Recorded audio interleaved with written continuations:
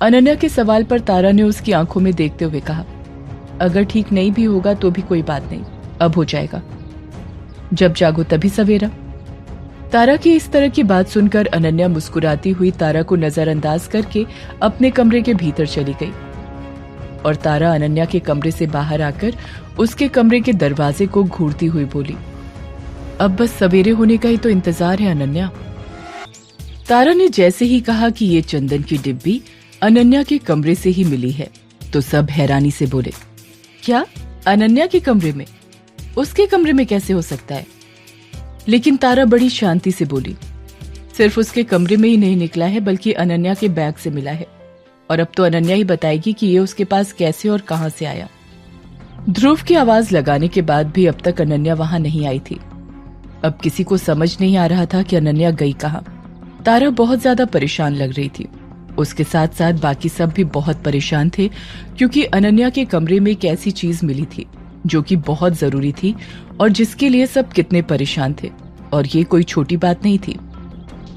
इतने में अनन्या हड़बड़ाती हुई अपने कमरे में आई और उसकी नजर जैसे ही अपने कमरे में खड़े अपने सभी दोस्तों पर पड़ी, उसके कदम जहां थे वहीं थम गए।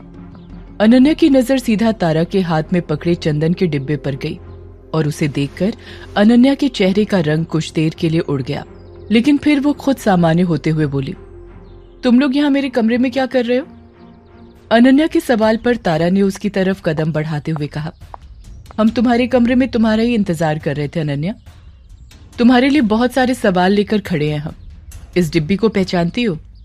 तारा ने उस चंदन के डिब्बे को अनन्या की आंखों के सामने करते हुए कहा, और साथ ही साथ तारा अनन्या के चेहरे पर आने जाने वाले भाव को भी नोटिस कर रही थी, जैसे वो अनन्या के चेहरे के भाव से ही जानना चाहती हो कि अनन्या सच बोलने वाली है या झूठ।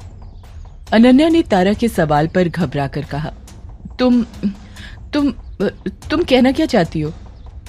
लेकिन तारा जल्दी से इनकार करती हुई बोली, मैं कुछ नहीं कहना चाहती, मैं बस पूछना चाहती हूँ कि ये डिब्बी तुम्हारे पास कहां से आई।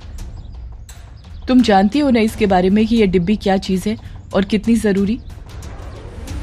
लेकिन जो अनन्या अभी कुछ देर पहले तक बहुत नर्वस लग रही थी, अचानक से बहुत नॉर्मल होकर बोली, क्या चीज है ये? मतलब एक छोटी सी लकड़ी की डिब्बी तो है, ये कितनी क्यूट है ना और यूनिक भी, इसलिए मैंने इसे संभाल कर रख लिया। और क्या हो गया, इसमें इतना बड़ा तमाशा क्यों कर रही हो तुम? तुम्हें चाहिए तो तुम रख लो। अनन्या के इस तरह बोलने से तारा ने चिढ़ते हुए कहा, अनन्या ये बच्चों का कोई खेल नहीं है कि तुम कोई भी कहानी बनाकर सुना दो। ये वही चंदन की डिब्बी है जिसमें बंजारन के नाखून या बाल हो सकते हैं, जिन्हें हम इतनी परेशानी से ढूंढ रहे थे, और ये तुम्हारे पास है। तुमने एक बार भी बताना जरूरी नहीं समझा और अब तुम बहाने बना रही हो। अरे मैंने बताया ना, मुझे नहीं पता था इसके बारे में कुछ। मैं तो बस ऊपर वाले कमरे में थी तो मुझे एक डिब्बा मिला। जब उसे खोलकर मैंने देखा तो उसमें ये डिब्बी रखी हुई थी। मुझे ये छोटी सी डिब्बी बड़ी क्यूट और बड़ी इंटरेस्टिंग लगी। ऐसी डिब्बी मैंने कभी नहीं देखी थी, तो बस इसलिए मैं उठाकर ले आई।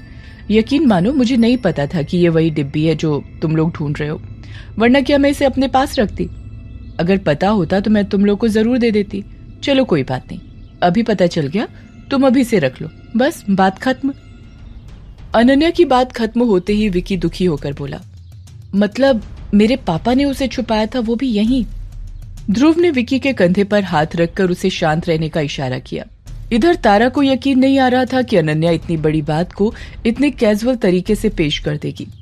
तारा ने ध्रुव और बाकी सबकी तरफ देखा कि बाकी सबके चेहरे पर भी वैसे ही भाव थे जैसे कि कुछ हुआ ही नहीं। ध्रुव ने आगे बढ़कर कहा, ठीक है, कोई बात नहीं, हो सकता है अनन्या को आइडिया नहीं रहा हो, और देख रही हो तुम आजकल इसे कैसी कैसी चीजें कलेक्ट करने का शौक चढ़ रहा है। हो सकता है इसने इस डिब्बे को अपनी कलेक्शन का एक हिस्सा बना लिया हो। चलो कोई बात नहीं, खुश हो जाओ तारा, क्योंकि जो तुम ढूंढ रही थी वो मिल गई, अब काम आगे बढ़ पाएगा। ध्रुव ने जैसे जवाब दिया था लगभग वैसा ही जवाब तारा हर किसी की आंखों में देख पा रही थी, जैसे हर कोई यही कहना चाहता हो कि डिब्बी मिल गई है, ये बहुत बड़ी बात है, हो सकता है अनन्या इसे यूं ही ले आई हो। लेकिन अनन्या तारा को एकटक देख रही थी और उसके होठों की हल्की सी मुस्कुराहट बता रही थी जैसे वो तारा का मजाक उड़ा रही है। तारा उस डिब्बी को लेकर चिढ़ती हुई अनन्या के कमरे से बाहर निकल आई और जल्दी से अपने कमरे में आ गई। उसने अपने बैग से विकी की दी हुई लाल रुमाल को निकाला और उस चंदन की डिब्बी को उसमें लपेटकर उसने अपने बैग में संभाल कर रख लिया। तारा बैग लेकर सीधा अपने कमरे से बाहर निकली, क्योंकि वो जल्द से जल्द पुजारी जी से मिलना चाहती थी। लेकिन जैसे ही तारा अपने कमरे से बाहर आई, उसने देखा कि ध्रुव और बाकी सब खड़े उसे देख रहे हैं। ध्रुव ने आगे बढ़कर उसका रास्ता रोकते हुए कहा, तारा क्या हुआ, इतनी हड़बड़ाहट में कहाँ जा रही हो? तारा ने बेरुखी से जवाब दिया, इस चंदन की डिब्बी को मैं इस घर में ज्यादा देर नहीं रख सकती, क्योंकि इसे कभी भी नष्ट किया जा सकता है। इसलिए मुझे जल्द से जल्द पुजारी जी से मिलना होगा और इसे किसी सुरक्षित जगह पर रखना होगा। तारा के इस तरह व्यवहार करने से ध्रुव ने परेशान होकर पूछा, ऐसा भी क्या हो गया तारा कि तुम अभी के अभी जा रही हो? तुम बाद में भी पुजारी जी से मिल सकती हो, और इस घर में ऐसा कौन है जो उसे नष्ट कर देगा? लेकिन ध्रुव की बात सुनकर भी तारा ने कोई जवाब नहीं दिया, बल्कि वो परेशान होकर अनन्या के कमरे की तरफ देखती रही। तारा के इस तरह अनन्या के कमरे की तरफ देखने से ध्रुव ने उसकी नजरों का पीछा करते हुए पूछा, तारा क्या बात है? मैं गौर कर रहा हूं पिछले कुछ वक्त से तुम बहुत परेशान रह रही हो। खासकर अनन्या के प्रति तुम्हारा व्यवहार बहुत अजीब होता जा रहा है, जैसे तुम उसके हर व्यवहार में शक करने लगी हो। कुछ बात है तो हमें बताओ। तारा अनन्या के कमरे की तरफ देखती हुई बोली, पता नहीं क्यों मुझे लगता है अनन्या के साथ कुछ तो गड़बड़ है। अनन्या कभी नॉर्मल अनन्या के जैसे रहती है, पर अगले पल ऐसा लगता ही नहीं है कि वो अनन्या है। ऐसा लगता है जैसे शरीर तो उसका है, लेकिन उसके भीतर आत्मा किसी और। इतना कहकर तारा चुप हो गई। उसने घबराते हुए ध्रुव की तरफ देखा और बोली, ध्रुव मुझे ऐसा लग रहा है कि अनन्या किसी के प्रभाव में है। जुल्मी, विक्की, छलावा जो कि वहीं तख्त पर बैठे हुए थे, उन्होंने जब तारा की बात सुनी तो वो भी जल्दी से उठकर वहां आ गए और उन्होंने हैरानी से तारा से पूछा, प्रभावित है का क्या मतलब है तुम्हारा? तारा विक्की को समझाती हुई बोली, प्रभावित मतलब इंग्लिश में जिसे तुम पजेस्ट होना कहते हो। जुल्मी, जिसको पजेस्ट का मतलब समझ नहीं आ रहा था, उसने अपना सर खुजलाते हुए पूछा, ये प्रभावित होना और पदस्थ होना क्या होता है? जुल्मी के सवाल पर तारा के बदले ध्रुव ने जवाब दिया, पदस्थ नहीं पजेस्ट। पजेस्ट का मतलब होता है जब किसी इंसान के शरीर पर किसी दूसरी आत्मा का कब्जा हो जाए और वो इंसान उस तरह से व्यवहार करे जैसे वो आत्मा उससे करवाना चाहे। अचानक से इंसान का व्यवहार, पसंद नापसंद सब बदलने लगती है। शरीर तो उसका होता है, लेकिन उसमें जो आत्मा होती है वो उसकी नहीं होती है। कई बार ऐसा होता है कि कुछ दुष्ट आत्माएं अपने कुछ बुरे मकसद के लिए किसी भोले भाले इंसान के शरीर का उपयोग करती हैं, और कई बार तो उस इंसान की मौत तक हो जाती है। लेकिन वही अगर इंसान की अपनी आत्मा इतनी मजबूत हो, उसकी इच्छा शक्ति मजबूत हो, तब कोई आत्मा उसके शरीर पर कब्जा नहीं कर सकती है। ध्रुव की बात सुनकर जुल्मी ने डर से कहा, इसका मतलब आप ये कहना चाहते हैं तारा जी की अनन्या जी के भीतर भूत है? अरे नहीं नहीं तारा जी, हमारी अनन्या जी तो कितनी मासूम है, उनके भीतर कैसे कोई भूत हो सकता है?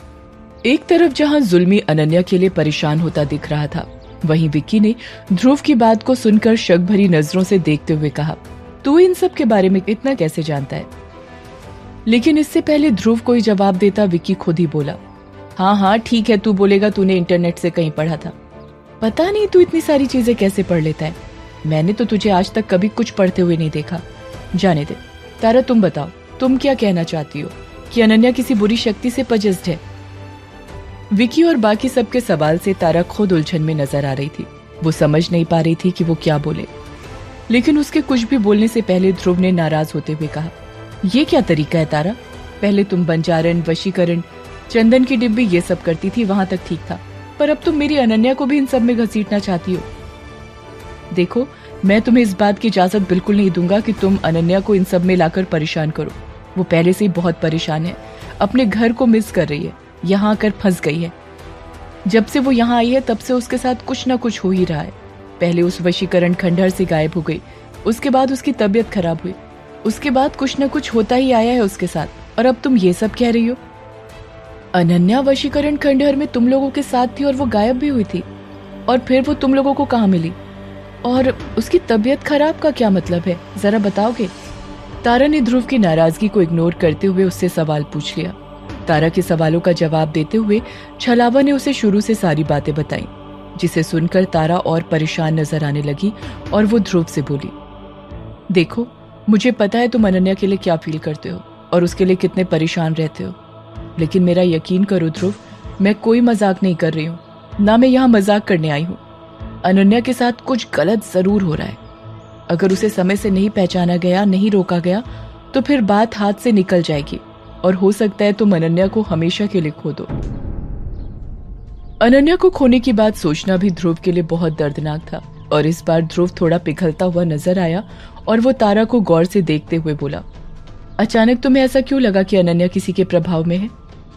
ध्रुव के सवाल पर तारा ने गहरी सांस ली और उसके बाद एक एक करके सारी घटनाओं को ध्रुव के सामने हाईलाइट किया, जैसे उसने कैसे अनन्या को बेसमेंट में देखा था, फिर अनन्या की वो अजीबोगरीब बात, वो सारी चीज है जो तारा को उस पर शक करने के लिए मजबूर करती है। उन सभी बातों को सुनने के बाद ध्रुव, जो खुद अनन्या के लिए परेशान था, उसने तारा से पूछा, तो तुम क्या कहना चाहती हो, क्या करना चाहती हो? मैं बस ये पता लगाना चाहती हूँ कि अनन्या के साथ दिक्कत क्या है और उसके लिए मुझे एक छोटी सी ट्रिक करनी पड़ेगी। प्लीज तुम लोग मेरी बात पर यकीन करो और समझो सब ठीक हो जाएगा। तारा की बात सुनकर ध्रुव ने उसे केवल इतना कहा, ठीक है तारा, मैं तुम पर यकीन करता हूं, लेकिन अगर ये सब झूठ हुआ तो मैं ये बिल्कुल बर्दाश्त नहीं करूंगा कि किसी भी शक के बेसिस पर आकर अनन्या परेशान हो। तुम फिक्र मत करो, अनन्या को किसी तरीके की कोई परेशानी नहीं होगी, बल्कि मैं जो भी करने वाली हूँ वो इस तरह करने वाली हूँ कि अनन्या को कानों कान भनक नहीं लगेगी। ये जानना हमारे लिए इसलिए जरूरी है कि अगर वाकई में अनन्या किसी के प्रभाव में है तो हमें आगे की सारी गतिविधियों को बहुत संभल संभल कर करना पड़ेगा, क्योंकि वो हमारे किसी भी काम को सफल नहीं होने देगी और हर काम में रुकावट खड़ी करेगी। तारा की बात सुनकर ध्रुव तारा को समझाते हुए बोला, ठीक है, तो अभी तुम अपने कमरे में जाओ, तुम बहुत परेशान लग रही हो, मुझे थोड़ी देर रिलैक्स होकर बैठो और सोचो। ध्रुव की बात को सुनकर तारा चुपचाप अपने कमरे में लौट आई थी, लेकिन अब भी उसके दिमाग में अनन्या की सारी चीजें घूम रही थी।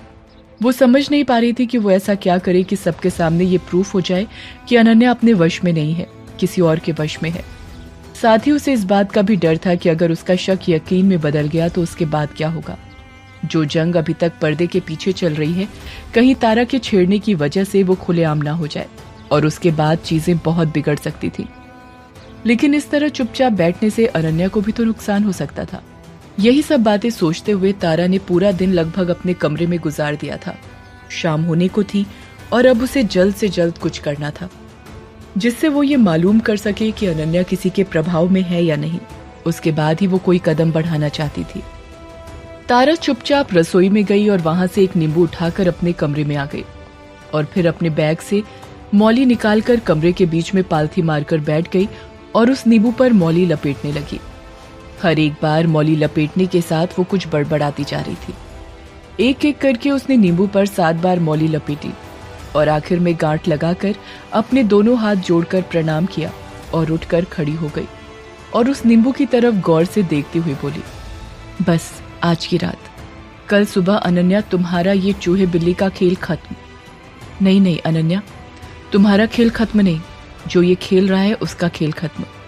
क्योंकि जैसे ही एक बार मैं श्योर हो जाऊं, मैं तुम्हें ऐसा कोई मौका नहीं दूंगी कि तुम मेरे रास्ते में आगे रुकावट बनो।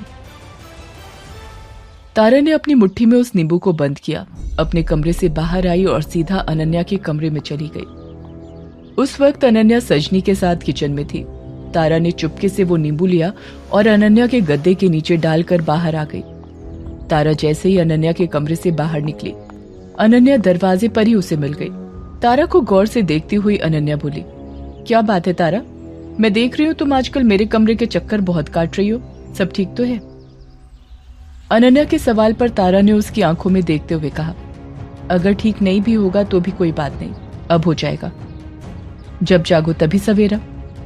तारा की इस तरह की बात सुनकर अनन्या मुस्कुराती हुई तारा को नजरअंदाज करके अपने कमरे के भीतर चली गई और तारा अनन्या के कमरे से बाहर आकर उसके कमरे के दरवाजे को घूरती हुई बोली, अब बस सवेरे होने का ही तो इंतजार है अनन्या।